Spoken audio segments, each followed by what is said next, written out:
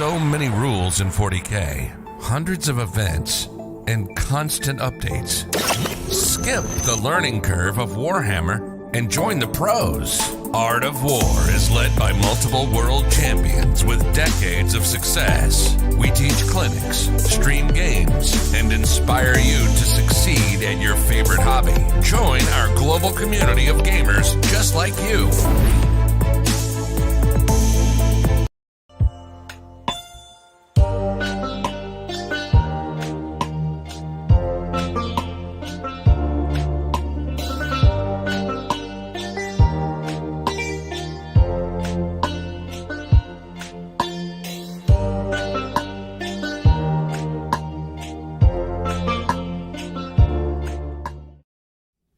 What's up, everyone? Welcome back for another Art of War tier list. I'm John Lennon here with theoretically one of the top 13 characters, Mr. Richard Siegler. Top 13 character in Art of War, 100%. I don't know about top 10, but top 13 easily. Top 1, John. Top 1. Top 1. Chat will confirm that for you. Don't worry. Only if Brad Chester's doing the system here. I don't know about that. But we are here today. Last week we went ahead and did top 10 named characters.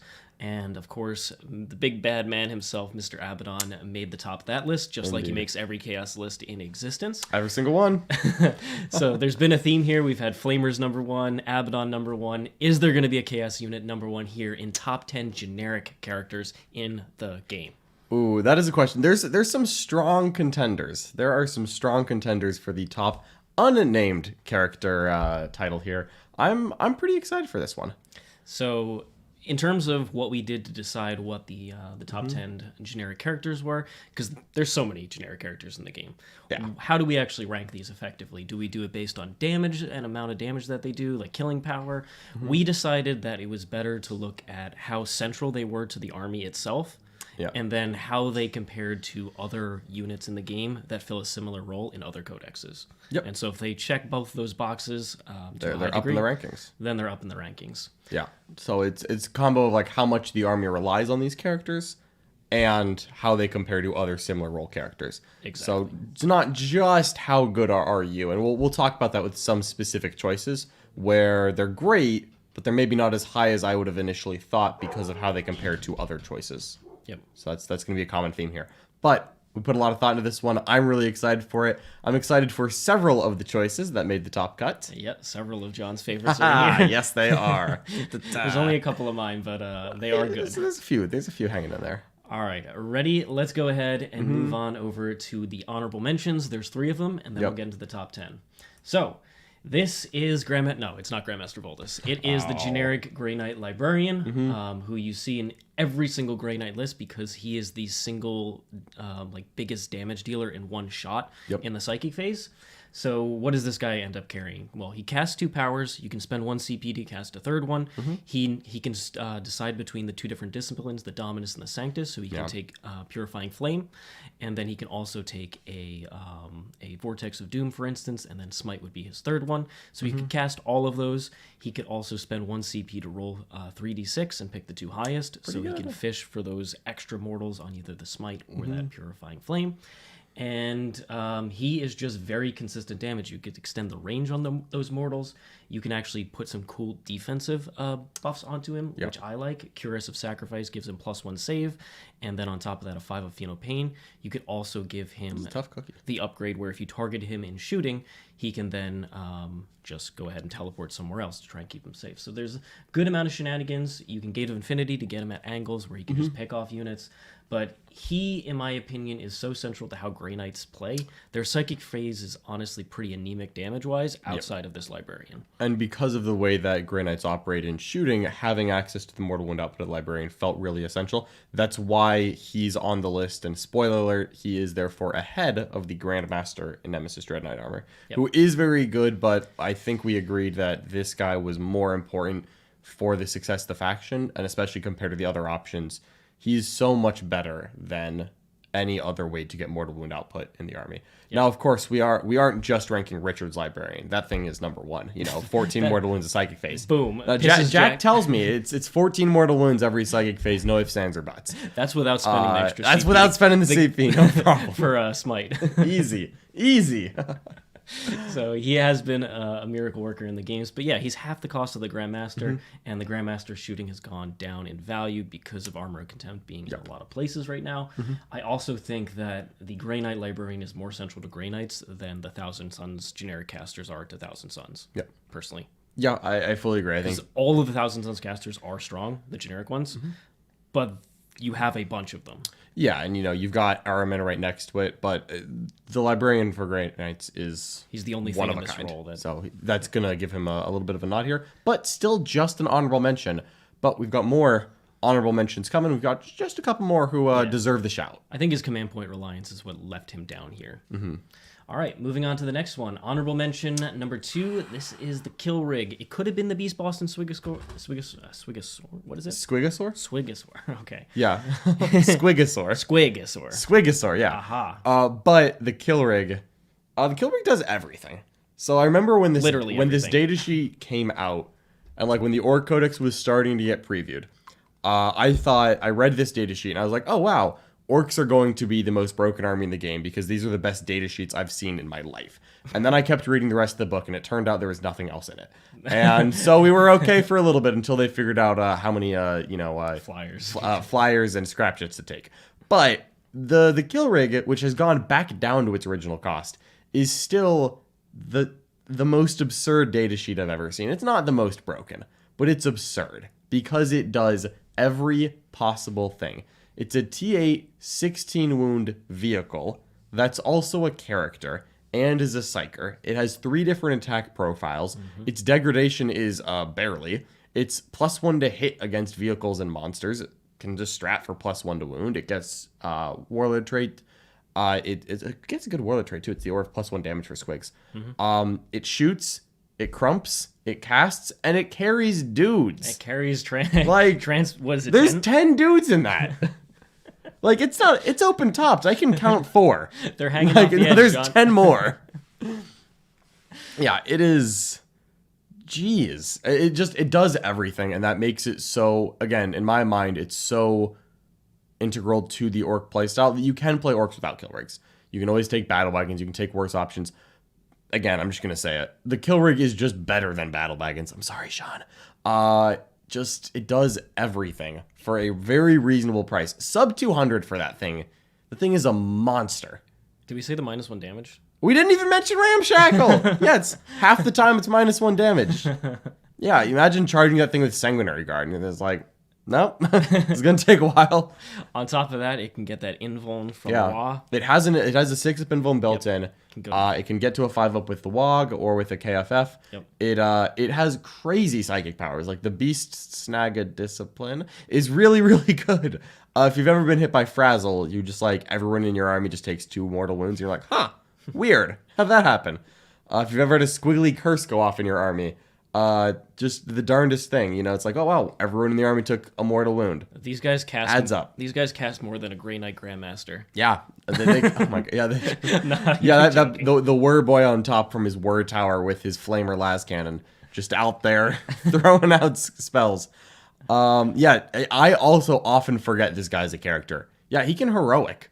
Just like, do not get heroic by a kill rig ever. And if you're ever trying to block a transport, you often get within 3 inches. Don't do that. It's bulky, it's unwieldy, but it's shockingly cheap for how tough it is. It is shockingly good at damage output for a psyker. It shoots very hard. Again, just the auto-hitting las cannon is something that orcs don't really have unless they take 3 of these. It comes with a mortar, which did lose some value with the indirect nerf, but it's still pretty good. And again, it's good in combat. The thing makes like 3 different sets of quite respectable attacks. It's kill rig. I feel like you run 2 to 3. Yeah, 2 is my minimum. I like 3.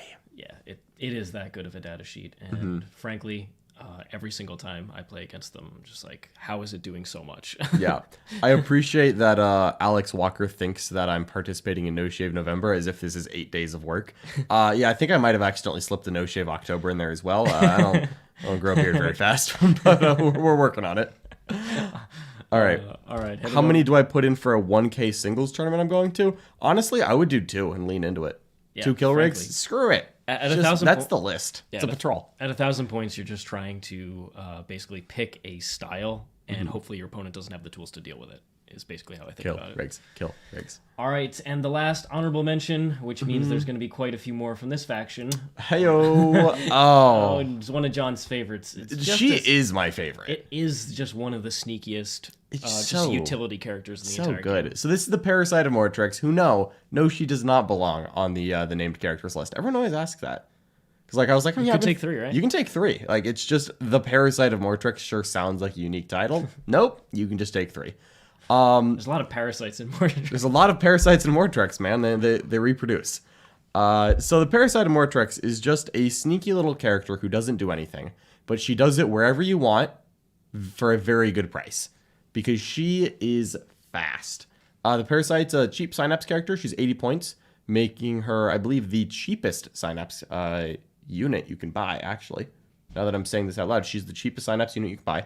She moves at 16 inches. She's not particularly tough. She's just like 6 wounds, but you're -1 to hit her and you can't reroll hits against her. So she's sometimes sneaky tough, even though she's only a 4 armor save. In combat, she's got 6 little piddly attacks, and then like an injector tail. And if the injector tail nabs you, you take a mortal, and then you lose obsec, and then you're infected with parasites. And when you're infected with parasites, every one of your command phase, I get to be like, hey, parasites. And you take D3 mortals, and then on a 4+, you are still infected with parasites.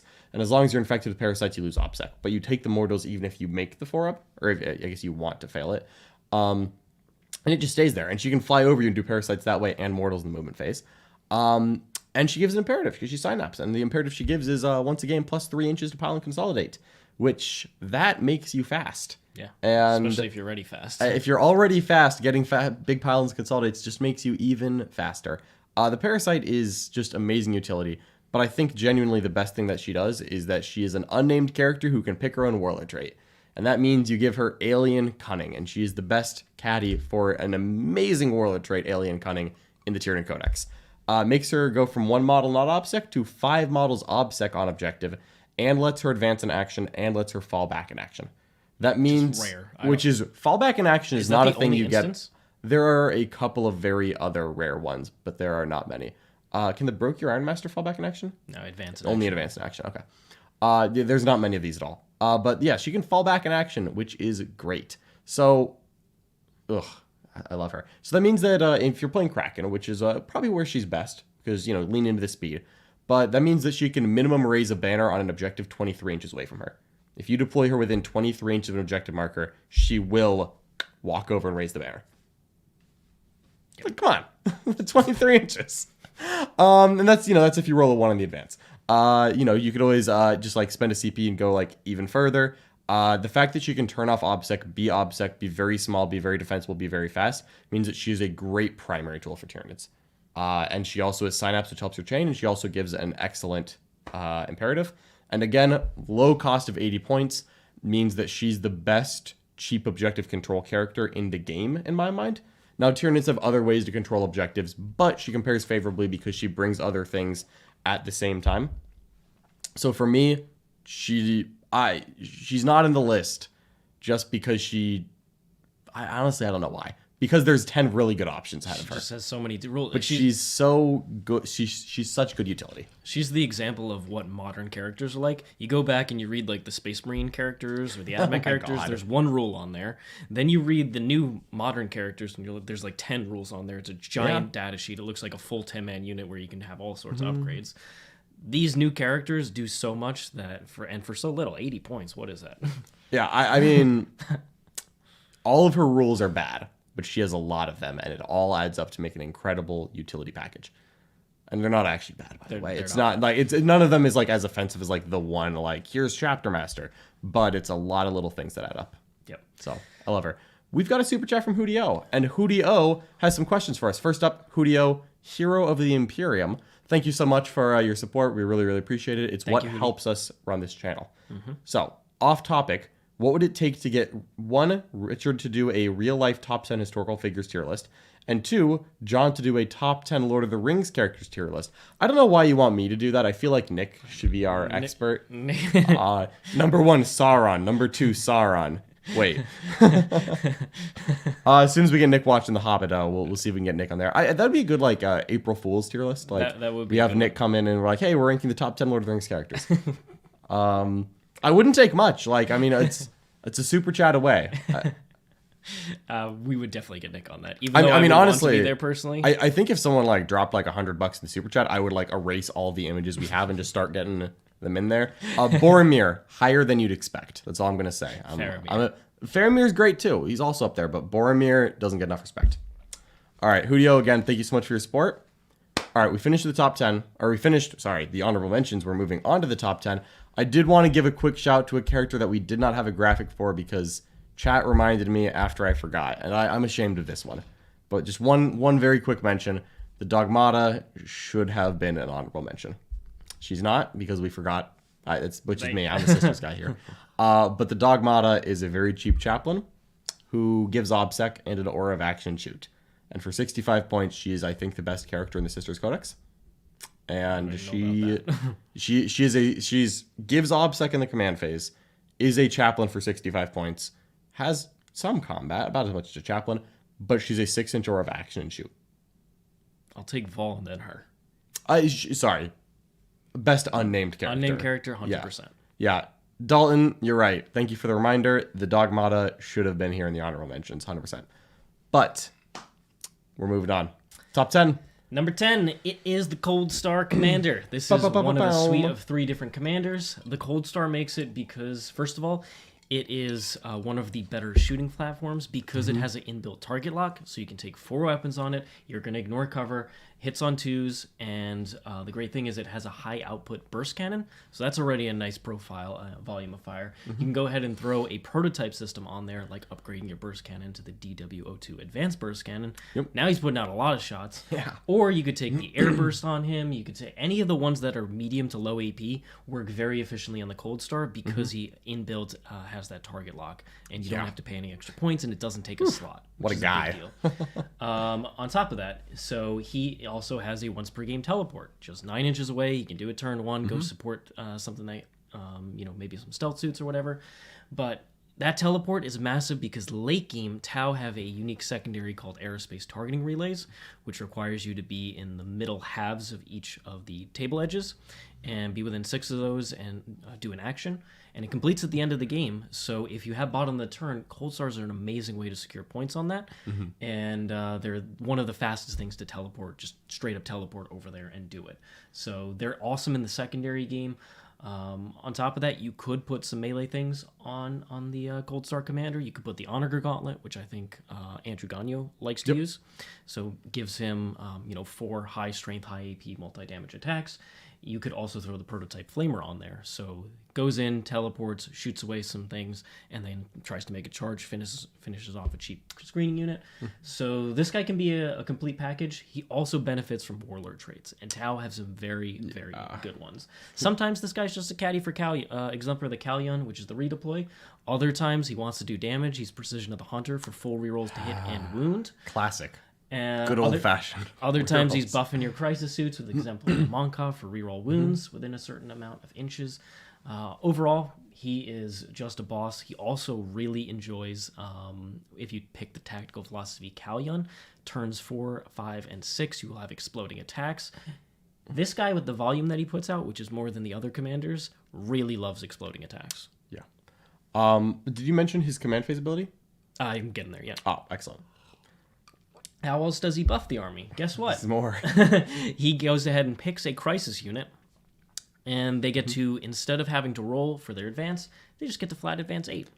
Just a flat 8, which means a crisis unit can just move 18 inches and then strike and fade. But at least if they advance, you do take a -1 to hit for your assault weapons. If you have a crisis commander nearby, you would be ignoring that penalty. So sad. There is a stratagem which is similar to what the Cold Star brings, which is flat advance 6, 2 less inches, and costs a CP, but you don't spend points on a character who's going to be in the 160 to 190 point range. This guy can come with 2 drones, up to 2 drones, so you can bring marker drones, get some marker lights, you can bring some seal drones to make him tankier. And he can also just save your protocol to help try and keep him alive. He's also the fastest, just generally moving commander, and he's got that reroll 1s for core units to hit. He's just complete package. He is right now the commander that you would see multiple of, especially in a Farsight Enclaves list, where you can easily run multiple commanders.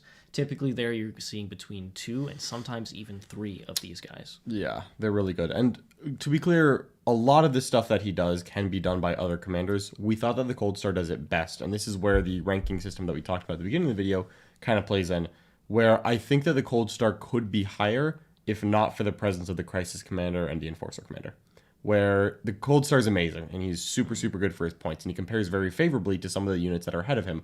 But if you didn't take the Cold Star and you looked at the next best option for Tau, it's still pretty good. It's still pretty darn good. Yeah, it's where, like, the Cold Star in my mind is way better than the Grey Knight Librarian, but the Grey Knight Librarian is far ahead of the next option. The Cold Star is a little bit ahead of the next option. Yeah. And that keeps the Cold Star ahead by a little bit, but I think it keeps him from being a top 5 character. Yeah. Still really strong, and we're ready to move on to number 9. And he costs a good amount of points. Like, he isn't. Yeah, that's true. He's not free. It's not as cheap as the Parasite of Mortrex. Yeah, you're about to see some cheap characters in here. Here we go. All right, heading over to Harlequins, of course, one of the strongest armies in the game. The Shadow Seer is actually a big reason for why they are so strong. Yes. I don't remember what their psychic discipline is called, but it's really quite strong. Is it Phantasmancy? Yeah. I think it's Phantasmancy. It's I could be wrong. Good. It's very strong. Yeah, Discipline of Twilight. I don't know. You might actually not be wrong there. Yeah, it really could be anything. So Shadow Seer, though, making that top 10 for me. The Shadow Seer, what it does is that it's a support caster who knows 2, casts 2, and has a handy aura. And it's a handy aura 6 inches of -1 to wound for core, which applies to Harlequin troops and the bikes. Yep. And I believe characters as well. And it has an excellent suite of just relics and warlord traits and upgrades for points that it can buy. If you remember the old Mirror Architect, it used to be the aura of -6 inch range to all guns. That is gone, but it is not bad still, because you pick 1 unit and it's -6 inches to those guns. That has gotten really popular again with Tzeentch Flamers somewhere in the meta, because with Leadership 8 Harlequin troops, it's really hard to get them to Leadership 5. And if they're lead 6, then the Flamers deep strike 6.1 away, and then you're like, -6 inch range, you can't shoot me. So it's like, screens. It's really good.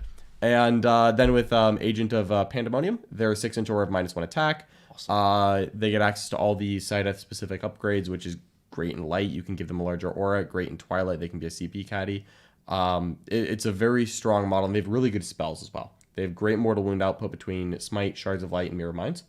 And they have some really good defensive spells, like Webway Dance gives a 6 inch aura of 6 at Feel No Pain to all Harlequins, which includes the vehicles. Really strong.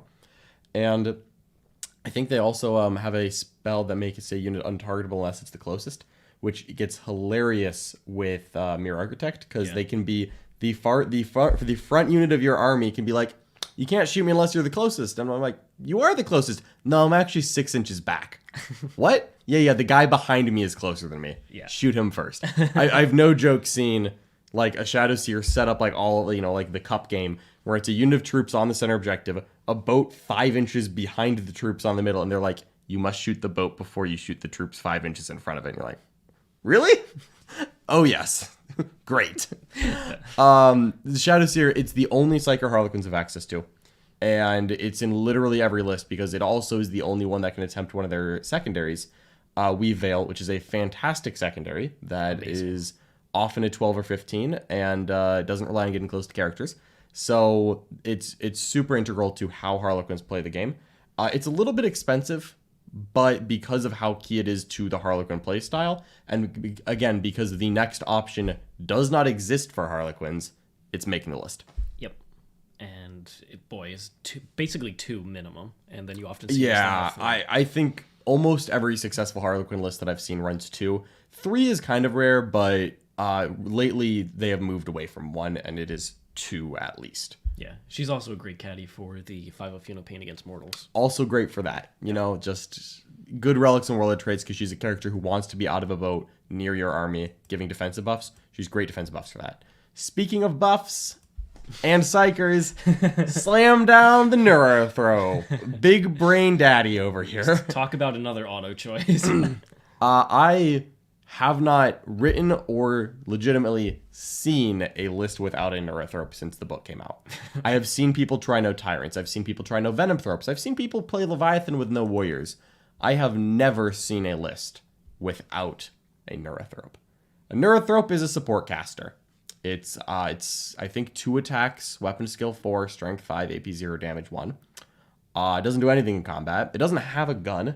Ballistic skill 3 though. Doesn't need one. Doesn't need a gun. Skill 3. It might be. I don't even know. Honestly, I made that up. It's 6 wounds with a 3 at Benvuln. Pretty tough. And it's a Psyker. And that is what you want. So it's a Psyker and Synapse creature. It's a clean hundo. It's amazing. It's 100. Yeah, the Neurothrope. It's all it does is Why? cast. Yeah, look at a Librarian and you're like, boy, really glad I'm paying for that Force Stave. Oh my god. Yeah, the Neurothrope trimmed away all the inefficiencies of combat and replaced them with Big Brain. So the Neurothrope knows 2, casts 2, denies 2. The Neurothrope, and for the record, in case this needs to be said, Tyranids have a pretty good discipline. The Hive Mind discipline, top tier. Is it the best discipline? It is certainly one of. It might be worse than the Eldar discipline. Fair. Doom Guide Fortune is because it's real good. It's close, but it's up there. If we ever did a top tier list of psychic disciplines, guaranteed Hive Mind's getting mentioned towards the end of the video. So it's amazing. +1 to cast, and in the command phase it picks a Psyker. And that Psyker casts on 3d6 take the highest. No problem. Just a Psyker in Synaptic Link range, which, as you know, is whichever Psyker I darn want. And sometimes the Neurothrope picks itself, and it's like, yeah, I'm 3d6 take the highest +1. So, that is as close to automatically passing Onslaught as I could hope for, but apparently not close enough. Anyways, painful memories. But it's so good at casting Onslaught or Catalyst. It's a great, and it can just cast both in the same turn because it's all the way back, channeling through the range. It's so good. Also, it has a healing ability, which everyone forgets about, and it is hilarious. And that is that anytime an enemy unit loses a wound as a result of a mortal in the psychic phase within 18 of the Neurothrope, you pick a Zoanthrope unit, which includes itself, it has the keyword, within, I think, 6 or 12 inches. It's not that hard to get. And it heals 1 wound for each wound that your opponent lost. So my personal favorite, is sometimes I have my Zoanthrope set +3 to cast because it's a starting squad, and I'm like, hey, I'm not going to roll dice, your 4 wound unit's dead. I'm going to cast my Device Snake Eye. Pass, oh, well, you have to roll to see if you perils. I'm like, if I perils, I lose up to 3 wounds, you lose 4 wounds, I heal them all back immediately. Doesn't even matter. That's my favorite, is just looking at someone like, I'm not going to roll dice, pick up the 4 wound unit. It's just, not rolling dice is fun, and the Neurothrope makes it happen. So healing perils is great because with all the casts that Tyranids have, you will occasionally perils. Fixing them on the brain bugs is amazing. It's also, it's just an unnamed character, so give it relics and warlord traits. Top candidate for a warlord trait, other than the Hive Fleet specific ones like Kraken CP Regen. Best one in my mind is Synaptic Tendrils, which is take your command phase ability and do it twice. Which means that for a slick warlord trait, you pick 2 people to cast on 3d6 take the highest. Almost as good as taking 2 Neurothropes, which, you know what, you sometimes do that too. Talk about relics it can get. The Resonance Barb. Give a unit +1 spell that it knows and +1 to cast. What's that, John? Neurothrope's already +1 to cast? You're darn right it is, +2. We're passing Onslaught today. It's amazing. It's great. It just does one thing, and it does it so mind-numbingly well that it gets on the list. Did you mention it's imperative? Oh, we're getting there. Okay. We're getting there. The Neurothrope Imperative, genuinely the best one in the book. Just to make sure, just to really drive in the point that every single list takes a Neurothrope. So, Neurothrope Imperative is once per game, just beginning of the battle round, you call Neurothrope. And your entire army's +1 to cast. But also your entire army's +1 to deny. But also your entire army has a 5 of Feel No Pain against mortals. No problem. You want to take a psychic army against me? I am the brain bug. Neurothrope is the best brain bug in the game. It's absurdly strong. It's the best support caster in the game in my mind. The only reason that there is a Psyker ahead of it is that while the Neurothrope is absolutely amazing, it's not the only thing that can cast Tyranid powers. It's just the best at it. And Tyranid powers are really, really good, but you could have a Hive Tyrant cast. You could have a Termagant cast it. This will make sense when we get to the last one. And you know what? If you heard us debate what the best discipline in the game was, that also played into it. Well, we got a $5 super chat here from Mr. Zlack Onion. How helpful will the new battle box be to your efforts to get the Crimson Fist nerf? Thank you so much, Zlack Onion. It's going to be completely useless because I don't know who is going to be buying that box. Did you see what's in the box? Yeah. Yikes. Yikes. It's not as yikes as the AdMech box, which is even worse in my opinion. I think the Spaceman one's worse. Now, I understand this isn't a contest, and yes, the AdMech box is bad, and both of them are sorry, bad, buddy. and they're both just 15 heavy intercessors, Richard. Okay, but I have seen a Cataphragm Destroyer on the table in the past 3 editions. 15 heavy intercessors. Maybe you're building a Deathwatch army and you're gonna run in the kill team. Like, come on.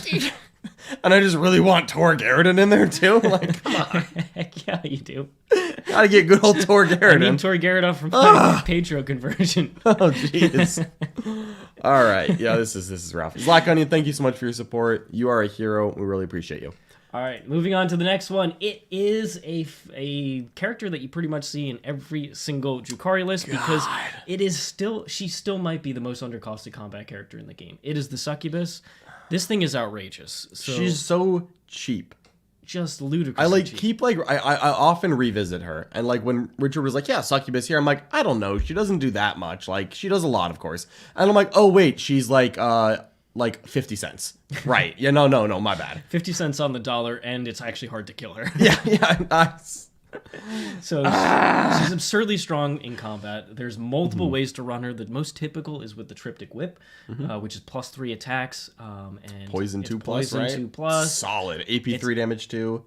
Super good profile. You can give her a drug to either be +1 attack, or you could give her extra movement. I prefer Hypex with extra movement. I've even seen +1 to strength. +1 strength's not bad, especially in Test of Skill, where you can get +1 to wound against monsters and vehicles, which does help with being poisoned 6+ against vehicles. Yeah, then you just go to your normal wound value. It's like, yeah, well, I'm strength 4 +1 to wound against vehicles, so still wounding your rhinos on 4s, even though you turned off the poison. It's like, ugh. Yeah. So awesome there. She can be upgraded to the Master Succubus and have, after she swings, just go ahead and consolidate 6 inches in any direction, which means she can be really tricky to kill. Yeah. Really quite tricky. That one's the worst. Or she can tag you because she can try and trap you in combat. Yeah, the fact that she has built-in Master of Snares always blows my mind, because I always forget that. Because I'm always like, yeah, you know, it's a 65-point murder character with so many attacks, and the number of Warlord trait and relics that Drukhari have to give to combat characters is legitimately it's infinite. Like, you run out of CP in Nephilim before you have taken all of the good relics and Warlord traits for killing people in combat. Like, I've seen people run triple Succubus. Like, I think 2 is a good number, but like, I've seen 3. 2 is great. 2 is great. You're just like, yeah, this one is 10 attacks at 2 up poison.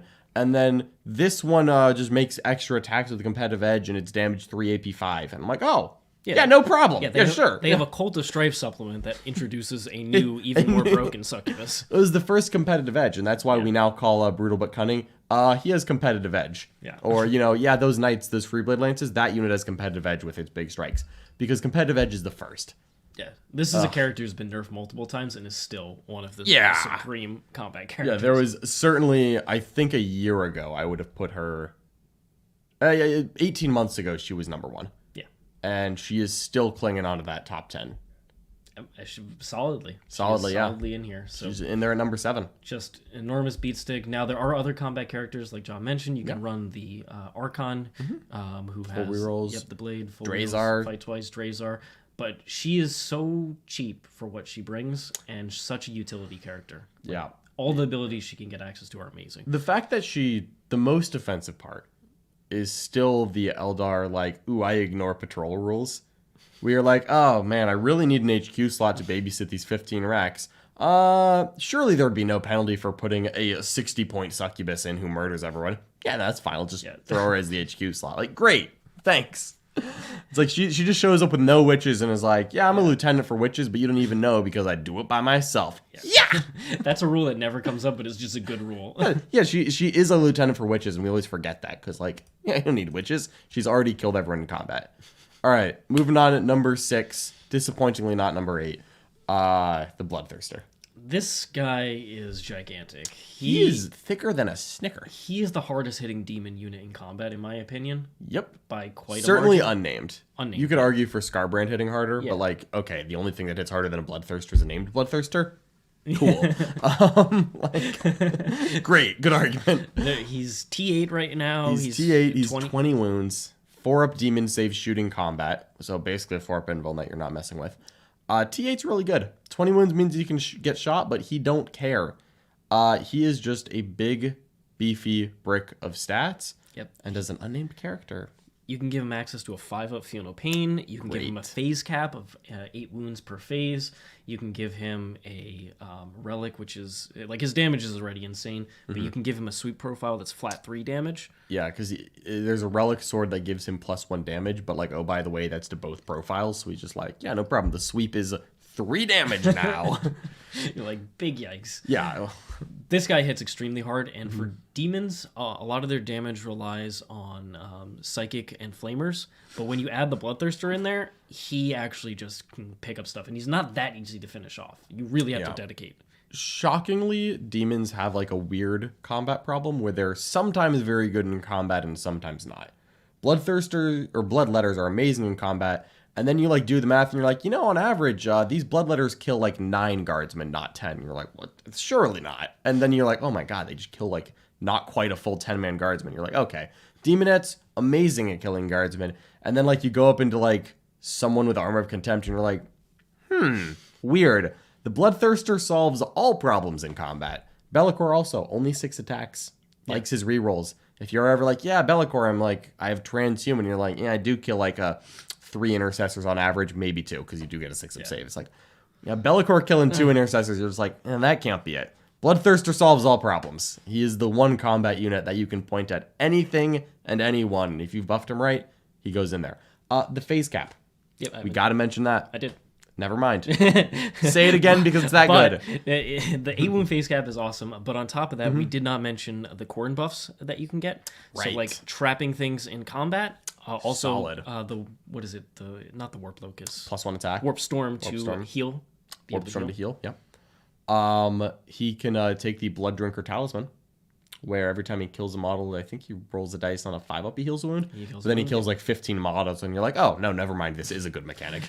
Yeah, you're like, I read that. I'm like, oh, that seems like kind of unreliable. And then the first time I saw him kill a 10-man squad, I was like, right. It does work. And he killed it easily. Yeah, he's like, oh, yeah, like, I still have the mortals at the end to do. And you're like, don't worry about it, Chief. Yeah, Bloodthirster. Woo!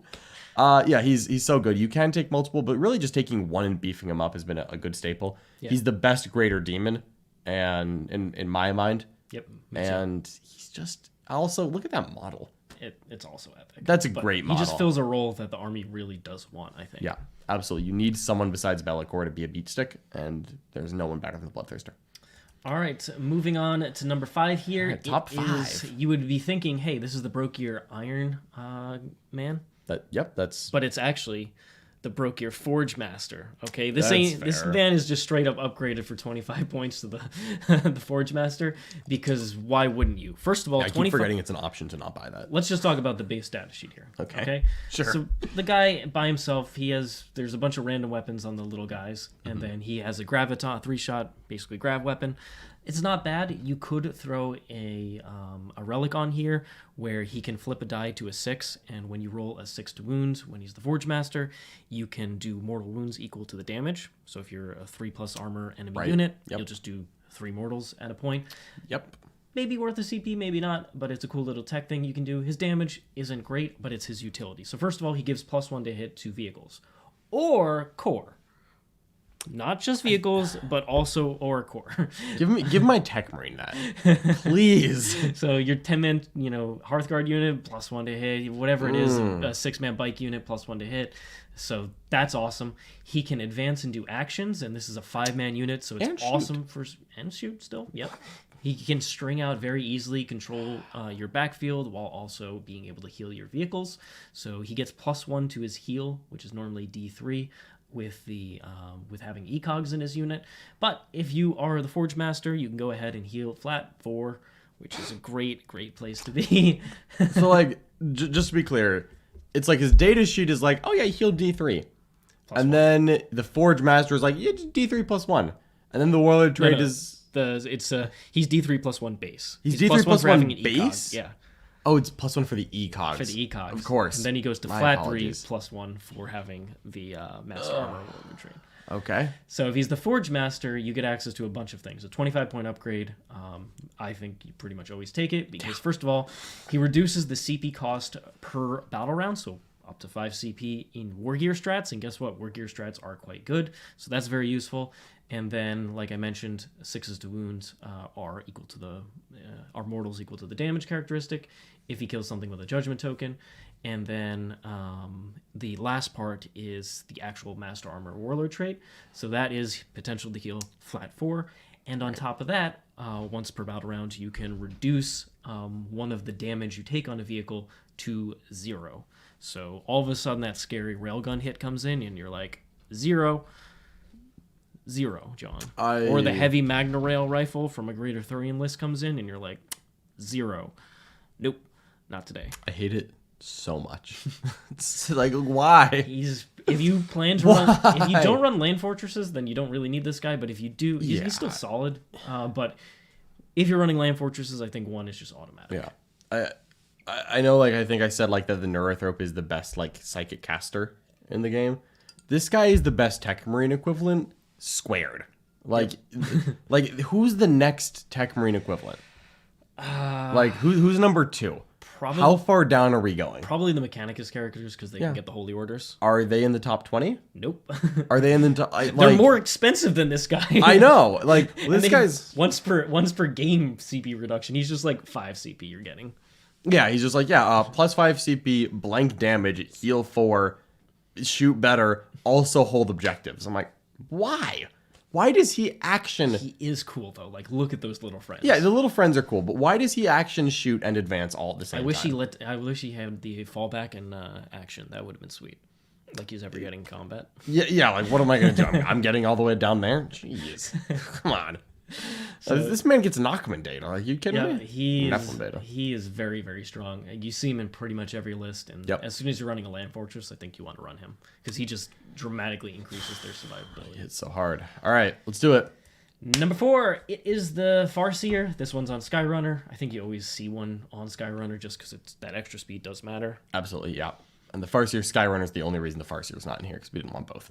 Yep. Farseer Skyrunner though, pretty good. So.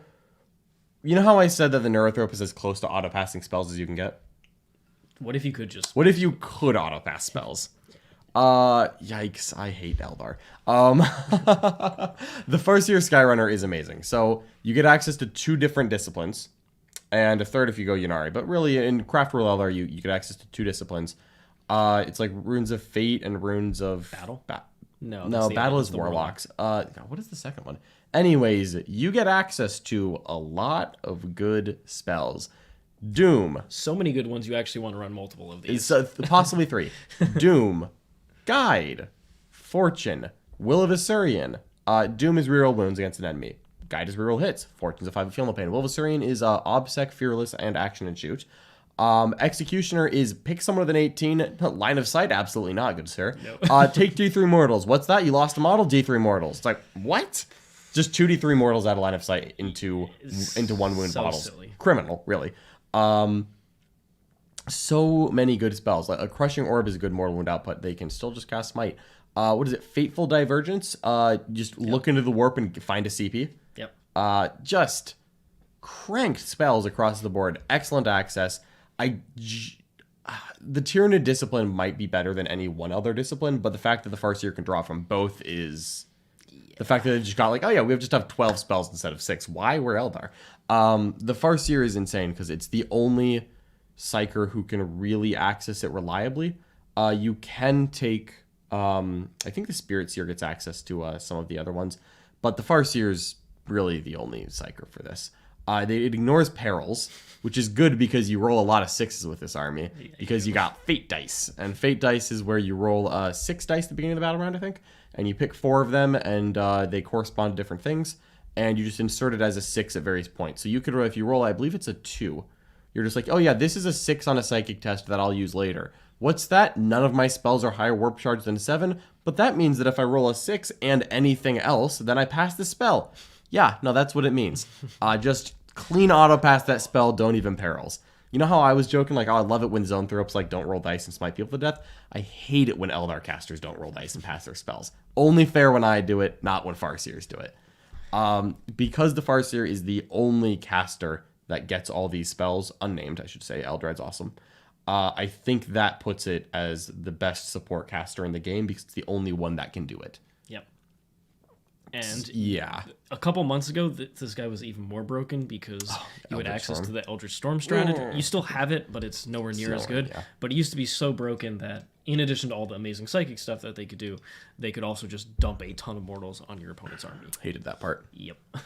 So not quite as good as it was then, but still one of probably the best support caster in the game. And also, every Farseer on the table allows you to reroll a fate dice. And also, Farseers give you access to a stratagem for Auspec scan, but 18 inches. That's the thing is, Eldar got... Not only did they get one of the strongest army-wide abilities in the game, possibly the strongest, but they also got multiple ways to manipulate it. Really well. Just what is going on. Yeah, if there was a relic to change my Synaptic Imperative, I would be over that. All over that. But, man, Eldar got some good rules, and the Farseer is the linchpin of all of it. And Eldar have some problems as an army. But the Farseer carries. The Farseer can carry... He can turn a Striking Scorpion into a good melee unit. Yep. He's like, don't even worry, buddy. Reroll hits and wins. Go get him, Chief. It's oh, yeah, no, I'm good. And also, let's reroll these Fate dice. Let's make you Obsec. Let's make these Dire Avengers already action shoot. Let's make these Swooping Hawks action and shoot while being fearless. It's like, ugh. Farseer is insane. All right. Next one, you might not be expecting. I would say that we're going to surprise people with number 3. But... if you remember the criteria, the Foulblight spawn checks them all. Yes, he does. He is a Death Guard character, and you might be saying, why is a Death Guard character on here? Well, he does something that's fairly unique in the game, which is that he has an aura of your opponent does not count as charging. Yep. And that is a very strong ability against a lot of armies because a lot of abilities are predicated on making a charge move, and if you don't count as having charged, you don't get a lot of those bonuses. Yeah. And also, you don't fight first. And you also... So, fight first. We're talking about, pluses to attack. Sometimes extra AP comes in. Think of sisters who reroll hits when they charge. Like Zealot. It's like, oh, yeah, you ever send her a pension? You're like, oh, I'm just hitting on 4s. Oh, God. Because I always think against Death Guard, I know that they make me fight last, but I'll just charge them anyway, and if they hit me, I'll just fight on death. I'm like, oh, no, if I fight on death, I hit on 4s, no rerolls. Yep. Never mind, that's terrible. And that's not all. He can also pick a unit within 3 inches to fight last. Yep. So this is very good. Great on offense as well. Exactly. You charge in there, make that unit fight last, go activate somewhere else first. So he allows you to kill multiple things in your combat phase. Yep. He is pretty much the linchpin of every single good Death Guard list because it forces... He's like a skill check. If you don't have the wherewithal in the fight phase to actually get around his abilities... you are going to struggle, especially in a melee-oriented army. So I think that the way he works is that 6-inch aura of no charges comes off of the of a relic that only he can buy. Yes. So the biggest downside is that he requires a Death Guard Warlord, which rip. But once you get past that, because you're playing Death Guard, you then make him Ferryman, and Ferryman gives him 1 CP, extend all auras by 6 inches. And that's when he becomes a 12-inch aura of no chargey. And a 12-inch aura of no charge is so easy to fit your army in. Because it's a 24... It's like a 25-inch pie plate because of the width of his base. Yep. So just a 25-inch dinner plate of you charging me? Pathetic. And it literally gives Death Guard an identity when they otherwise would not have one. Yep. Legitimately, it's... we talked about a Farseer being an important support character, and Neurothrope being an excellent support character. The Foulblight spawn makes Death Guard a faction. If he did not exist, Death Guard, I don't even know what they would do. They would be where Marines are. Yeah. The Foulblight spawn also does have a gun. He has a flamer. Yep. I think that's the grenade model, but I could not find Games Workshop. You have to buy the characters in a bundle, but the bundle didn't have the appropriate pictures, so I just pulled a Death Guard character. Fair enough. Well, we're talking about the Foulblight spawn in case, not whoever that is. Anyways, that's the bios. The Foulblight spawn comes with it's like a strength 7 or 8. It's like AP 3 damage to flamer. And then you can like take an upgrade that makes it 2d6 take the highest and +1 strength. Yeah, that's it. 2d6 take the highest for the number of shots. It's like really good. Yep. It's just like it's a good gun. You always forget it's there because you think, oh yeah, he's the idiot in the middle of the plague burst, like the plague army. And then like occasionally you get close, they're like, oh, okay, here's my smite, here's my grenade, here's the +1 mortal, here's my flamer, and you're like, what is all of this literal crap being thrown at me right now? And at the end of it, you've taken way more damage than you thought, and then they charge you. And it's not just that the Foulblight spawn turns off charging. He turns off always fights first. Yep. So you just fight normal. And since he removes it, he doesn't counter it with a fight last. He removes it, then makes you fight last, which means that it sticks. And it's the only way, to my knowledge, to make an always fight first unit always fight last. You can't even interrupt through it. I did get the right one. Oh, that is the Foulblight spawn? Yeah, apparently it Is is. the flamer in his left hand? I frankly could not tell exactly which was which, so I pulled one that we got the right one. Heck yeah. Thank you, chat. I did my best. Honestly, the Death Guard characters all look the same to me. Absolutely. No, fair enough. This guy is army defining in a way that legitimately no other character is. Yep. He is army defining.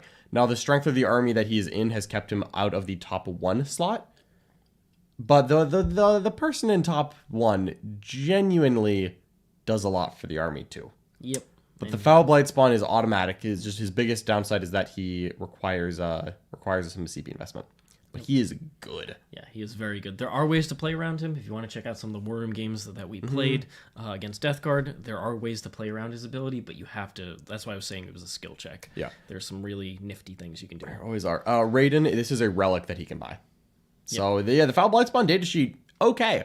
When you buy him a relic, Revolting Stench Vats, suddenly he goes crazy. And then you make him Ferryman, and you make that like a 12-inch aura instead of a 6, because 6 is boring and 12 is great.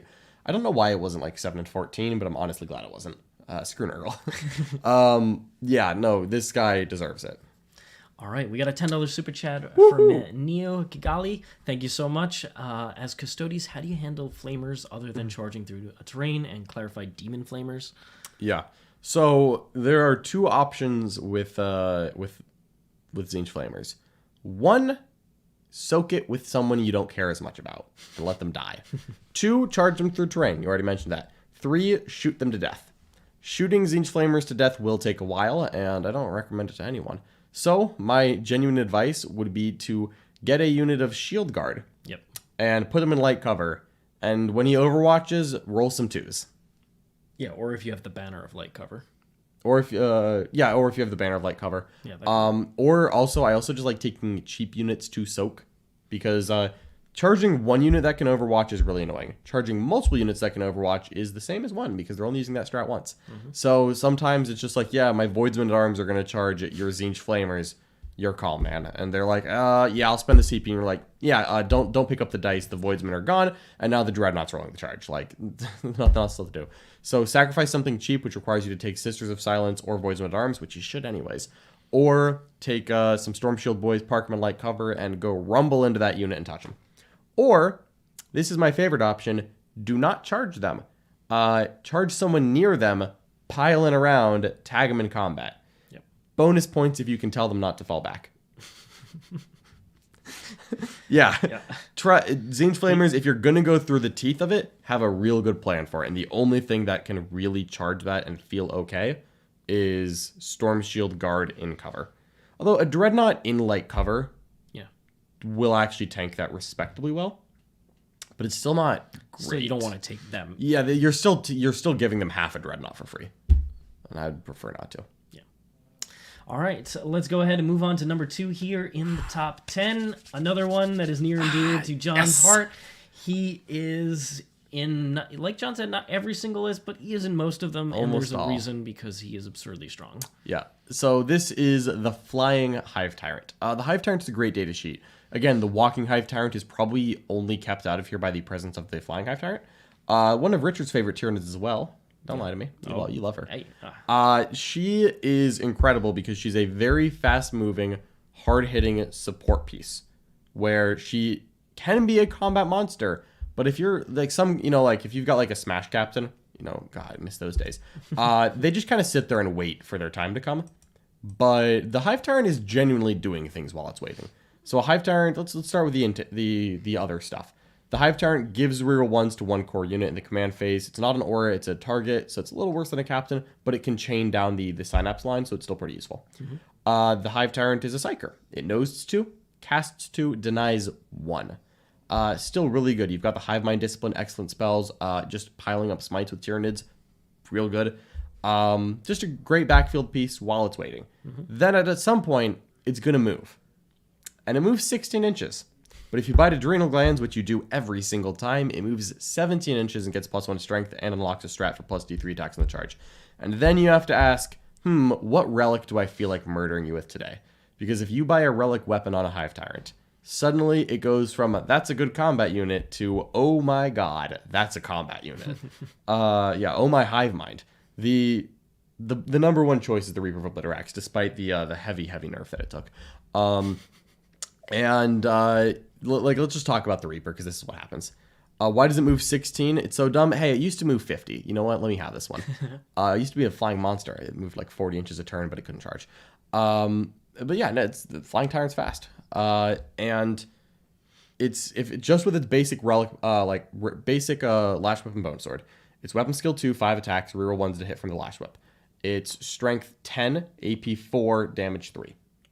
And if you take the Adrenal Glands, it goes to strength 11, which never matters. But the Adrenal Glands unlocks +D3 attacks in the charge. It also has 2 kicks with its little talons, and because of its prehensile pincher tail, it can reroll 1 a hit or wound when it activates. So you're hitting on 2s, rerolling 1s, strength 11, AP 4, damage 3, reroll 1 wound for free. That's pretty darn good. It's oftentimes close to full rerolls.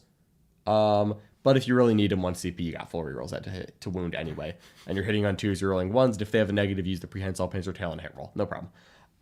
This thing's great. Now you take the Reaper of Obliterax, and you're like, what if I ignored Feel No Pains and Phase Caps and did 3 mortals when I activate?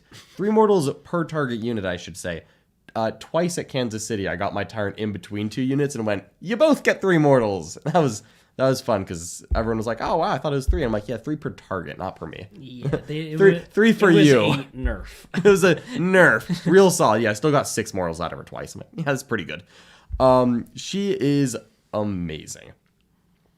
You can give her Warlord traits. Adaptive Biology gives her a 5-up Feel No Pain, which is strong. I personally don't because CP are toit, but it's a good Warlord trait. If I had a CP left, I would buy it, but I don't.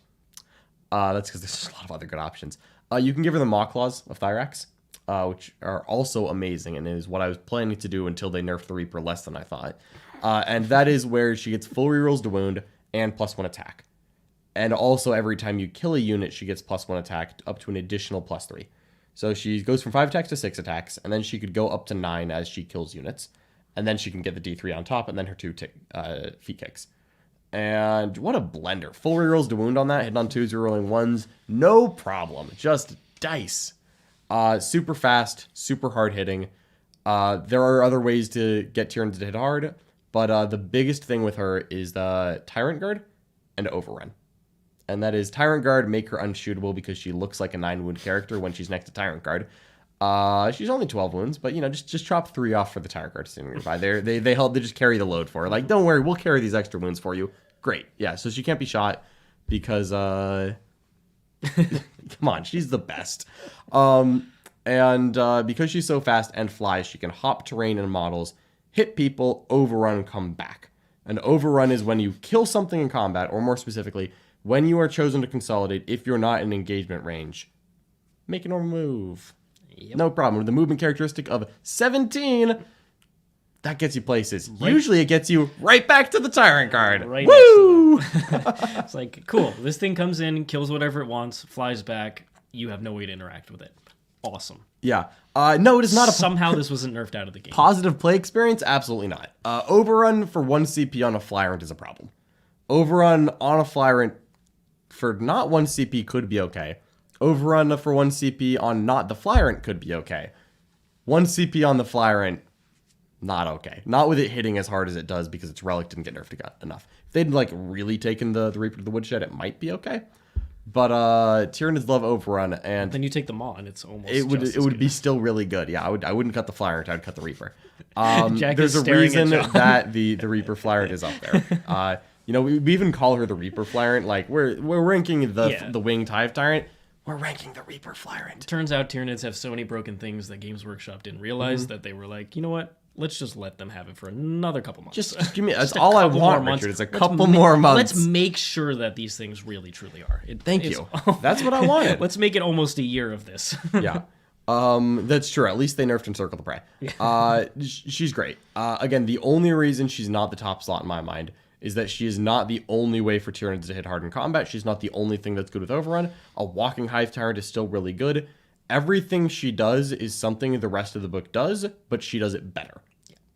And again, she's great because she is super efficient. She's in every one of my lists. Just awesome. But the number one slot is someone who is very unique in that they are the only one who does what they do. Hit it. They're the linchpin of one of the stronger armies in the game. It's number one, the Dark Number Apostle. one. You maybe not expected this, but this character is the entire linchpin of Chaos Space Marines right now. Without this character, I think they would drop down at least a tier. They would drop down like a letter. They would lose a letter grade to me. So what is so good? Well, first of all, the prayers are the best chaplain prayers in the game. And there's two that are absurdly good. And they're the best at doing it. And they're the best at doing it. So first of all, these two little helpers. These two idiots. Instead of having to buy a warlord trait, you just have two guys and they're like, cool, it goes off on a 2. Eat your heart out, Grey Knight Chaplain. Cool.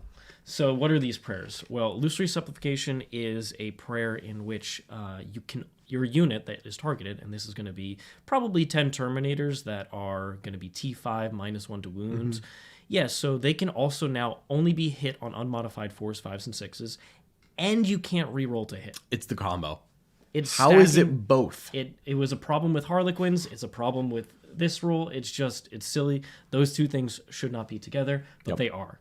And they are extremely powerful when stacked with those other defensive bonuses. And then, and obviously, 5 of Pain will also go in that unit, too. Obviously, don't forget that. Then their other one that is amazing is just Advance and Charge. Yeah, for Slaanesh. So you have to buy it Slaanesh. But that's the one you're going to buy. That's the one. That's the one right there. Advance and Charge is one of the strongest rules in the entire game. It dramatically increases the speed of units because you get not only the advance, but a charge move, pile in, consolidate, dramatically increases the speed of units. With a board control army, combat army like Cal Space Marines, this is amazing. This is one of very few ways to advance and charge in the army, and this is the best way to put it in any legion. Because there's specific advance and charge for Red Corsairs, there's specific for Black Legion, there's specific for Creations of Bile. But all of those have some limits, be it that you have to be Red Corsairs, that it's once per game, or that it's a strat that only applies to certain units. This is just Slaanesh. Go. That's really good. This is a staple of Emperor's Children where you can buy the Slaanesh mark for anything, and if they don't buy it, then they just get it for free. Great. Just slap that keyword in there. But that and Illusory Supplications are just, it changes the way the army plays. There is no other substitute for it, and it is the best of its type in the game. Yes. It's that. This is so. Go ahead, please. It's dramatically better than every other discipline of prayers. Yeah. Like you look at the original sets, those two alone are miles above. I know. Like you could combine like all of the Space Marine chants, and they'd still be worse than just those two. Yeah. Oh God. Would I choose a or chaplain? The Grey Knight chants. The Grey Would Knight I choose a chants are chaplain who could give out all 6 at once, or would I take a Dark Apostle? I would take the Dark Apostle. I know, seriously. I would too. I'm just really Same mad for Grey about Knights. that You answer. just combine oh my all God. of them. I didn't even think about that. Because he has 2 friends, he's a great objective holder. Multiple model character units are always solid, always good. In addition to that, the fact that they make him cast on the 2+ for free. Yep. There's a lot of chaplains of the game. There's the Dark Apostle, there's the Space Marine chaplain, there's the Grey Knight chaplain, there's the Dogmata. Like all of them cast on a 3+, except for this guy. The only other people who pass on a 2 are like named chaplains like Grimaldus and Space Marines that pay 25 points and a command point. Yep. And they don't get illusory supplications. Yes. So good. He's fine in combat. He's a cheap Space Marine character. He's not that expensive. Is the other thing. I think is he like a clean hundo for the package of him and his friends? It's either 100 or 110. It's something right in that range, yeah. It's somewhere where I'm like automatic. Maybe it's 110 after you buy him Slaanesh. Probably. I think he's 95, 110 with Slaanesh. He's right in that range. He's the only thing in the Codex that does what he does. you build around him so often, and he's so much better than the comparable options in other books. This guy crazy. Yes, he is crazy good. So that is the top 10 for us. Hope you enjoyed our list. Let us know what you thought in the comments below. I'd love to see the discussion there. Matt O with a $5 super chat here. Games Workshop handed out too many reroll solution. Let everyone turn off rerolls. I mean, you're not wrong. You see it with like the phase caps. Here's a bunch of phase caps. Now here are the relics and warlord traits that ignore phase caps. They get excited about a rule and then they're like, probably went a little too far. Let's have some counterplay to it. And then it's just who has access to that counterplay and who doesn't. There's a lot of have-nots in the game in terms of some of these rules. So, but I hope you enjoyed this list. If you have any other questions for us, let us know in the description below. If you think we missed a character. Yeah, if you missed any of the characters, there are a lot of good generic characters in the game. So there are plenty that could have potentially made this list. And if you haven't already, check out the list from the last week, which was top 10 named characters in the game. And quite a few similar factions made it on there as well.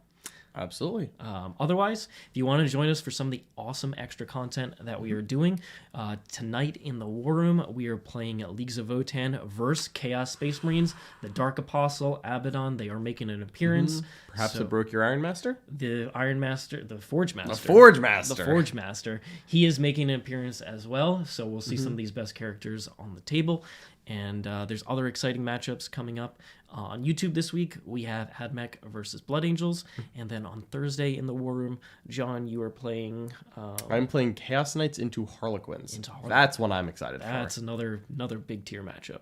So in addition to that, if you are a fan of strategy sessions where we go through, right now we're going through all the missions, kind of getting all of Nick's knowledge of playing a wide variety of games throughout the Nephilim season, just distilling them down into what helps you play the mission better.